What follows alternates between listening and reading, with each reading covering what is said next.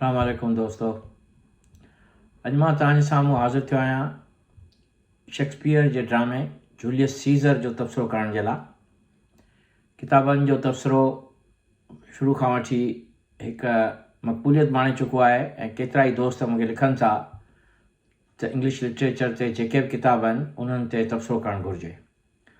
सो हीउ मुख़्तसिर तबसरो मूं कयो आहे जेको मां तव्हांजे साम्हूं पेश करियां थो। उन खां अॻु में मां इहो अर्ज़ु करणु थो चाहियां त जिन दोस्तनि मुंहिंजे चैनल खे अञा ताईं सब्सक्राइब न कयो आहे, प्लीज़ तव्हां सब्सक्राइब करियो, लाइक करियो, कमेंट करियो ऐं दोस्तनि सां शेयर करियो। हीउ ड्रामो जूलियस सीज़र जी ज़िंदगीअ ते लिखियलु आहे ऐं मां सम्झां थो त शेक्सपियर जेके ड्रामा लिखिया उहे पहिरीं बि तारीख़ी अहमियत जा हुआ, मगर शेक्सपियर जे लिखण जे करे उन्हनि ड्रामनि हिकु तमामु वॾी अहमियत अख़्तियार कई ऐं पोइ उन्हनि अदबी काविशुनि जे करे केतिरनि ई डायरेक्टर्स, प्रोड्यूसर्स उन्हनि ते डॉक्यूमेंट्रीज़ ठाहियूं, फिल्मूं ठाहियूं ऐं ड्रामा ठाहिया ऐं उहो अॼु ताईं जॾहिं त उनखे तक़रीबन 2000 साल थी चुका आहिनि, मगर अॼु ताईं बि जूलियस सीज़र ते जेके ड्रामा लॻनि था उहे लंडन में माण्हू तमामु घणे शौक़ सां ॾिसनि था। ख़ुदि शेक्सपियर जो लिखियलु हीउ ड्रामो बि लंडन में स्टेज थींदो रहंदो आहे ऐं माण्हू उन ते तमामु घणी रश सां पहुचंदा आहिनि। सो मां हीउ मुख़्तसिर तबसरो पेश करियां थो। जूलियस सीज़र जी ज़िंदगी तमामु तारीख़ी अहमियत जी उन करे आहे जो हुन जे हिकु फ़ातिह जे करे रोमन ममलकत जो क़यामु पियो। उन एराज़ीअ खे उन वक़्तु गाल चइबो हो, जेको हाणोके बेल्जियम, फ्रांस, इटली ऐं जर्मनीअ जा कुझु इलाइक़ा आहिनि। उन वक़्त जी गाल जो हुकुमरान वर्सिंजेटुस हो, जेको पंहिंजी रोमन हुकुमराननि खे शिकस्त ॾिनी हुई।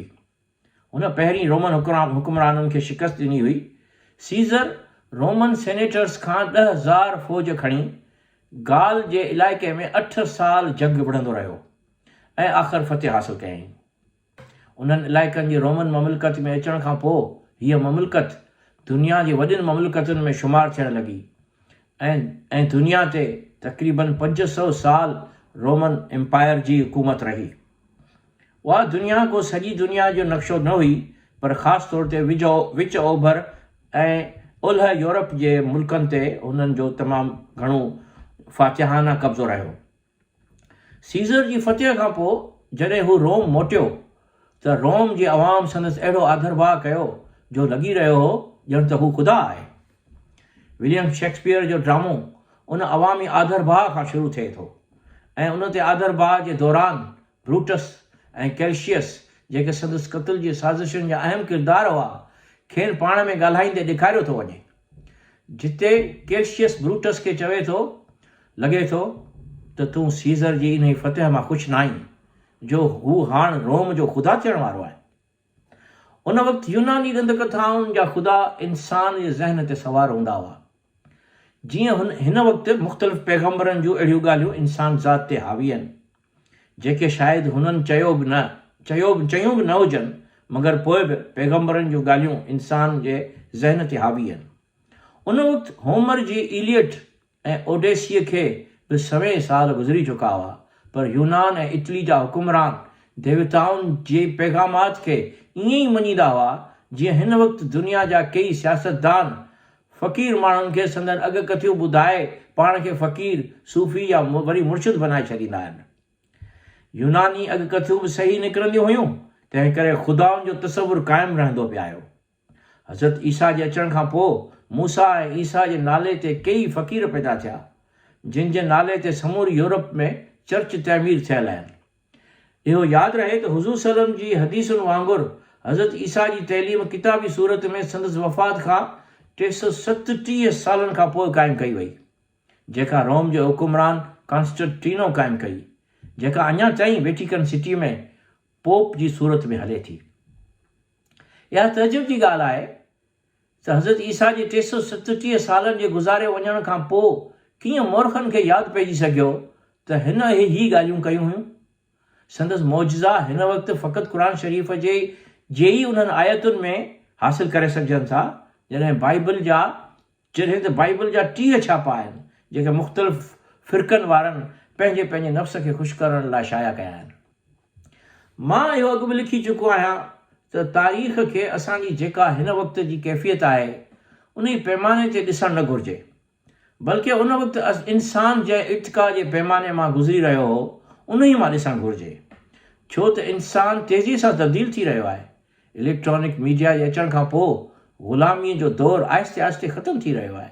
एतिरो ज़रूरु थिए पियो त ज़ालिम ज़ाहिरु थियणु लॻो आहे ऐं मज़लूम बेपनाह ज़ुल्म सहण जे बावजूदु लिकल न आहे, साम्हूं अची रहियो आहे।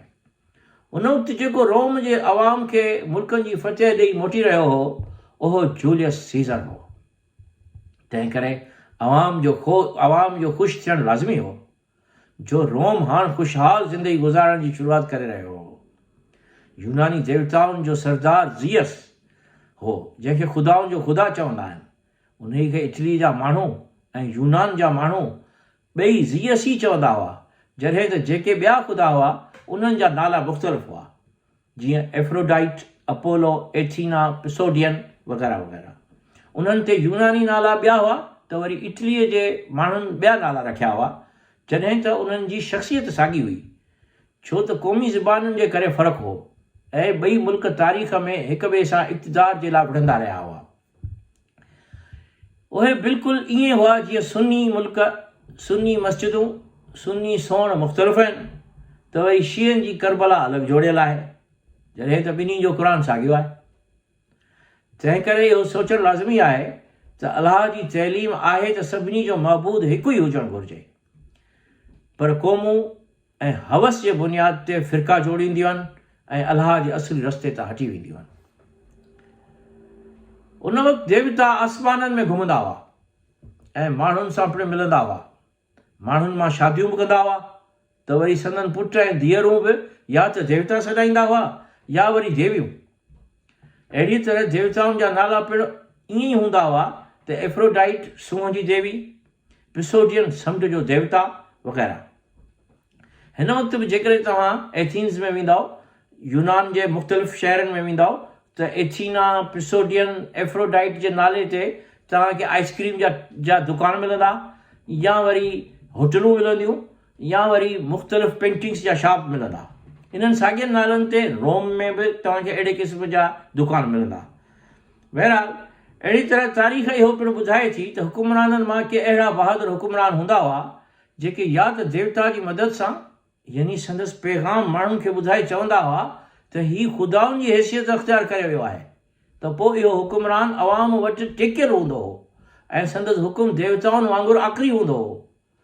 इहो बिल्कुलु ईअं आहे जीअं पाण वटि के फ़क़ीर या फ़क़ीराणियूं हुज़ूर सल्लम खे ख़्वाब में ॾिसी जे दावा करे चवंदा आहिनि त हुज़ूर सल्लम चई विया आहिनि त हिन मुड़ुस खां तलाक हासिल करे फलाणे माण्हू सां शादी कर। जीअं ताज़ो इमरान ख़ान असांजे PTI जो चेयरमैन, उन जी ज़ाल ख़्वाब में ॾिठो त तूं इमरान ख़ान सां शादी कर त हू प्राइम मिनिस्टर थी वेंदो, ऐं पोइ इहा शादी ईअं ई थी जीअं ॼण त हुज़ूर सल्लल्लाहु अलैहि वसल्लम उनखे ख़्वाब में चई वियो हो, ऐं उनजो नतीजो केतिरा ई माण्हू हींअर ॾिसी रहिया आहिनि। जूलियस सीज़र बि जॾहिं गाल जा इलाइक़ा फ़तह करे मोटियो त हिन अवाम जी मोट ॾिसी सेनेट मां हिकु क़ानून पास करायो त 10 सालनि ताईं खेसि ख़ुदा जो दर्जो ॾिनो वेंदो ऐं संदसि फ़ैसिले खे को बि वापसि नथो करे सघे। 10 सालनि खां पोइ वरी अहिड़ो क़ानून पास कयो वेंदो। अहिड़ो क़ानून सेनेटरनि दमावे अची पास त कयो, पर ब्रूटस ऐं कैल्शियस जेके हिन आमराना फ़ैसिले खे पसंदि न कंदा हुआ, हिननि इहो बि सम्झो पिए त अहिड़े क़ानून पास थियण खां पोइ हू कॾहिं बि रोमन बादशाह त थी कोन सघंदा। तॾहिं पोइ हुननि सीज़र खे क़त्ल करण जो मंसूबो बनायो। उहो पिणु बग़ावत करे चुको हो ऐं हुन खुली बग़ावत जो ऐलान कयो हो। तंहिं करे सीज़र खेसि शिकस्त ॾिनी, यानी जॾहिं हुन बग़ावत कई त हू कुझु फ़ौजूं पाण सां गॾु वठी वियो हो ऐं सीज़र सां कुझु ॿियूं पंहिंजूं फ़ौजूं हुयूं जेके हू गाल खां मोटी अची पाण सां गॾु हुन रखियूं हुयूं। त हुन ॿिन्ही जे विच में जेको आहे सो जंग थी, जंहिं जंग में सीज़र खटे वियो, ऐं जॾहिं सीज़र खटे वियो त हाणे पोम्पी खे या त गिरफ़्तार थियणो हो या त हुनखे मौत जी सज़ा अचणी हुई, त पोम्पी पोइ उतां भॼी वियो हो। अहिड़ी शिकस्त खटण खां पोइ पोम्पी मौत जे ख़ौफ़ खां एथीन्स में वञी लिको। सीज़र उते बि हुनजे पोयां वियो। जॾहिं पोम्पी ॿुधो त सीज़र अचे पियो त ख़ौफ़ खां मिस्र जे शहर एलेक्जेंड्रिया हलियो वियो, जिते 12 साल जे सग़ीर बादशाह जे हथां खेसि मरायो वियो। सीज़र जॾहिं उते पहुतो त खेसि पोम्पी जो लाश तुहफ़े में ॾिनो वियो, पर उन ते हू तमामु घणो कावड़ियो। संदसि मिस्र वारी ज़िंदगीअ खे शेक्सपियर पंहिंजे ड्रामे में एतिरो न लिखियो आहे जो उन ते अलॻि ड्रामो सीज़र ऐं क्लियोपेट्रा आहे। आइड्स ऑफ मार्च हिकु मक़बूल नारो आहे जेको उन वक़्तु यूनान जे हिकु फ़लसफ़ी प्लूटार्च सीज़र जे अवामी जलसे में खेसि चयो हो त तूं तयारु थी वञ जो आइड्स ऑफ मार्च थियण वारा आहिनि।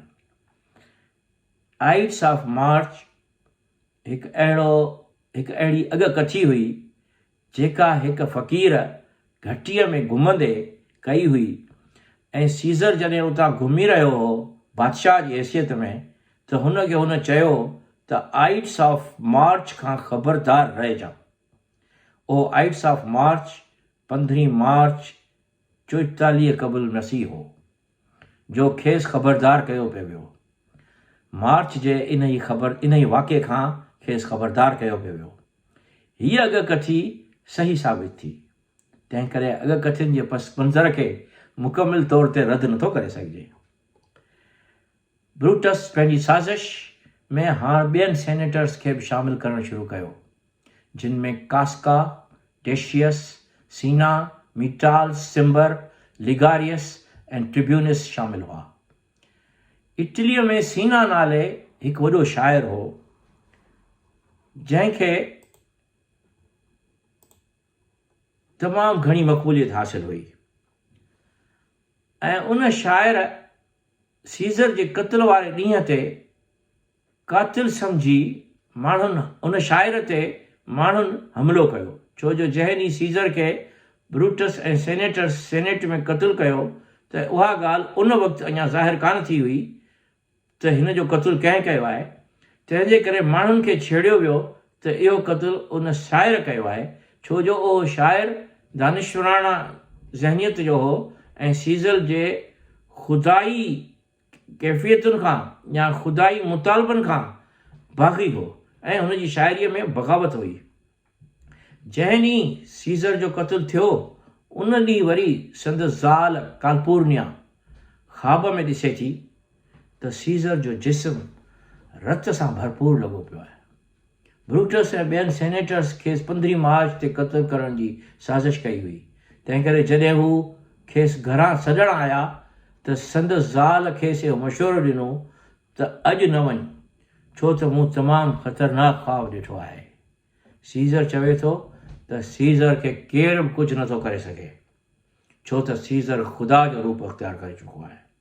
बहरहाल हिकु लम्हे लाइ हू आयल सेनेटर्स खे चवे थो त मां पंहिंजी ज़ाल जी ख़्वाहिश जो मान रखंदे अॼु नथो हलां। तंहिं करे उन ते हिकु सेनेटर खेसि चवे थो त अॼु सेनेट तोखे ताज पहिराइण जी रस्म अदा कंदी, तंहिं करे इहा रस्म मतां मुलतवी न थी वञे। तंहिं करे इहो ज़रूरी आहे त तूं असां सां गॾु हल। ऐं हुनखे हुन इहो बि चयो त जेकॾहिं तुंहिंजी ज़ाल अहिड़ा ख़्वाब ॾिसंदी रही त पोइ तूं छा सेनेट जूं कारवायूं मुलतवी कंदो रहंदे।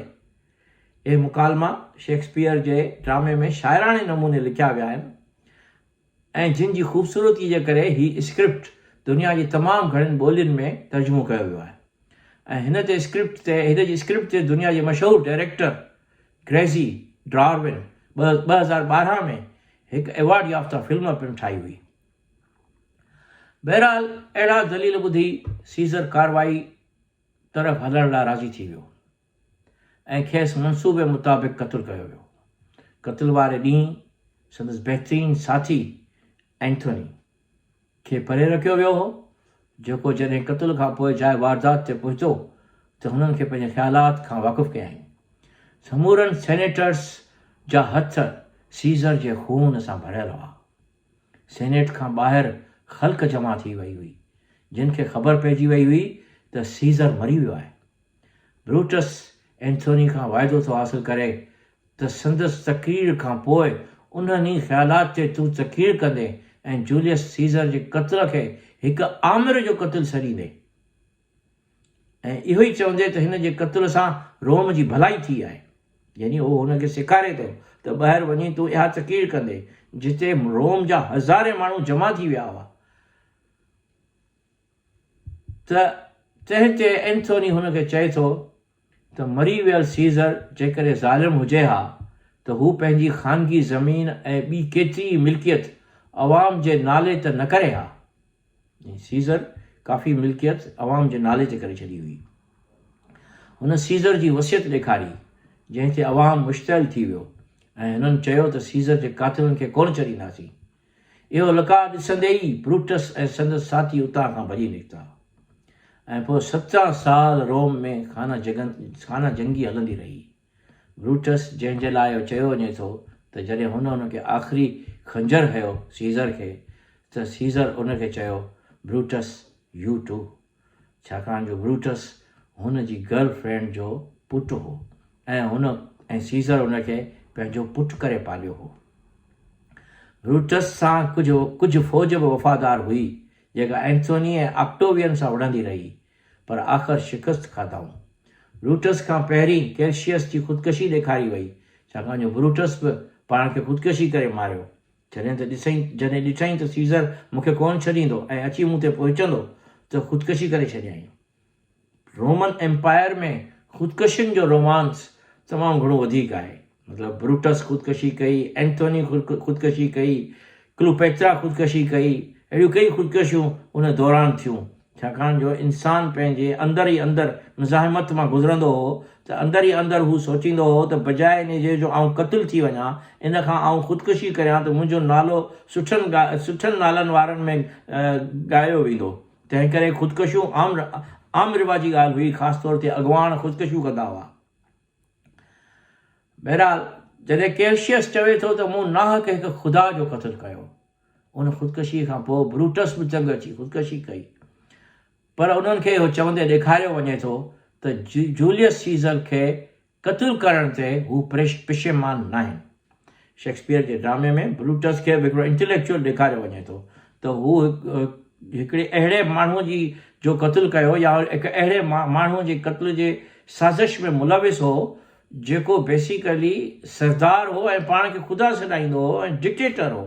तंहिंजे करे हुननि सोचियो त इन जो क़त्लु करणु लाज़मी आहे छो जो हुन 10 सालनि ताईं हिकिड़ो क़ानून पास करे छॾियो हो त मां जेको फ़ैसिलो कंदुसि सो आख़िरी हूंदो, परवेज़ मुशर्रफ वांगुरु।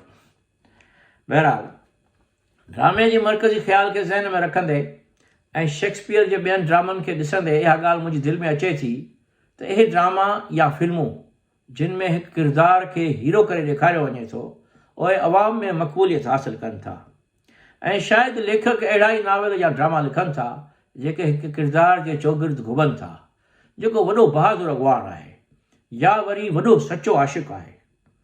हक़ीक़ी ज़िंदगीअ में ईअं नाहे हूंदो।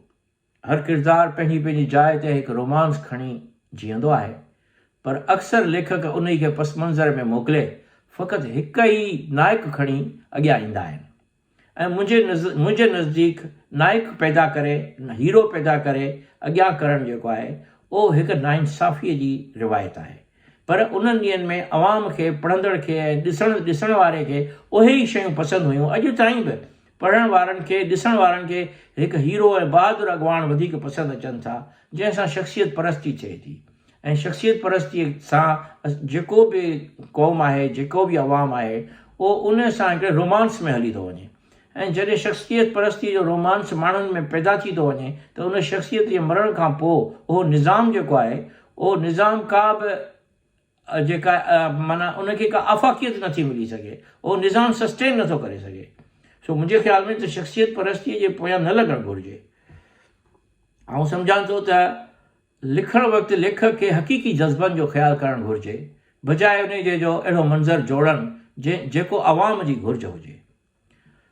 सो इन सां गॾु आउं ही जूलियस सीज़र जो ही तबसरो ख़तमु करियां थो ऐं हिन में तमामु मुख़्तसिर तौर ते मूं इन ड्रामे जी तारीख़ ऐं ड्रामे जे जेका उन जी जेका बीहक हुई उहा मूं बयानु कई आहे। ऐं ॿिए दफ़े वरी पेश कंदुसि को ॿियो ड्रामो इंग्लिश लिटरेचर मां बि ऐं सिंधी लिटरेचर मां बि इनशाला कुझु किताब तबसरे लाइ पेश कंदुसि। उन खां अॻु में जो वरी पेश थिया, तव्हां सभिनी जी वॾी महिरबानी।